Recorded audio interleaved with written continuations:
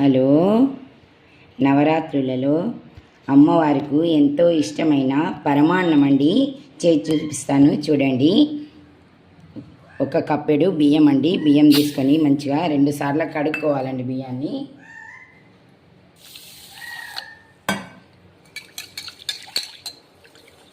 ఇవి పాత బియ్యం అండి, మంచిగా కడుక్కోవాలి. 2 సార్లు కడగాలి బియ్యాన్ని.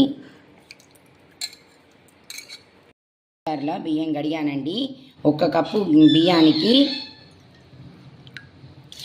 3 కప్పుల వాటర్ పోసుకోవాలండి. చూడండి, వాటర్ 3 కప్పులు, కొంచెం ఎక్కువ పోసుకున్నా ఏం కాదండి, పెట్టుకోవాలి. ఇప్పుడు గ్యాస్ ముట్టించి పెడతాను.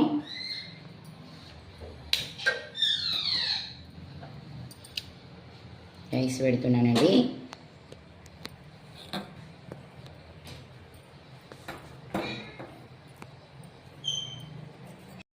రైస్ ఉడుకుతుందా లేదా చూసుకుందామండి. అన్నం అవుతుంది, చూడండి, అన్నం అవుతుంది.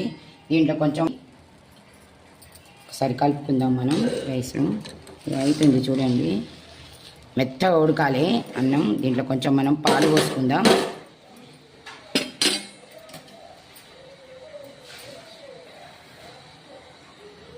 ఒక కప్పు పాలు పోసుకోవాలండి. అమ్మవారి నైవేద్యం కదా, పాలు పోసుకోవాలి. పాలు పోసుకొని మనం మళ్ళీ మంచిగా కలుపుకోవాలి ఒకసారి. నేను ఇప్పుడు బెల్లంతో వేస్తానండి. ఇది బెల్లం వేసుకోవాలి ఇక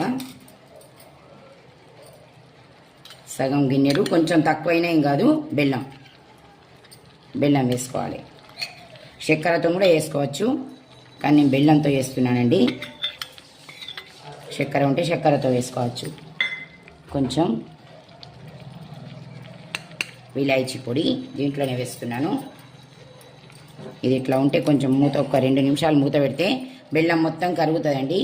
కరిగే వరకు మనం ఇవి డ్రై ఫ్రూట్స్ లేదా ఫ్రై చేసుకుందాం. చిన్నగా వేసి పెట్టాను, ఇటు సైడ్ ముట్టిస్తున్నానండి. కొంచెం నెయ్యి వేసాను చూడండి. దీంట్లో డ్రై ఫ్రూట్స్ వేస్తున్నాను. ఫ్రై చేసుకోవాలి కొంచెం.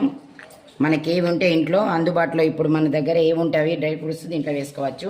కాజు, బదాం, పిస్తా అన్నీ వేసుకోవచ్చు. ఏవి ఉంటాయి మనకు అందుబాటులో. కాజు ఉన్న ఒక కాజు అయినా వేసుకోవచ్చు. ఇప్పుడు నాకు నెయ్యి వేసుకుంటున్నానండి. ఇప్పుడు నేను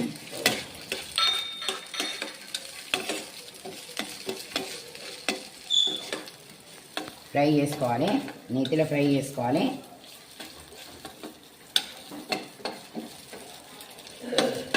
ఇటు ఇది అవుతుందండి చూడండి, రైస్ కూడా అవుతుంది.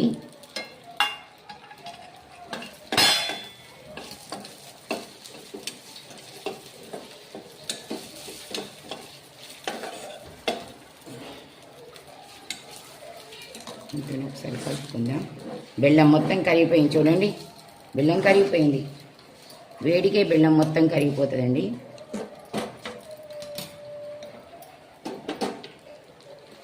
ఈ డ్రై ఫ్రూట్స్, నెయ్యి అన్నీ మొత్తం కలిపి దీంట్లో వేసుకుందామండి.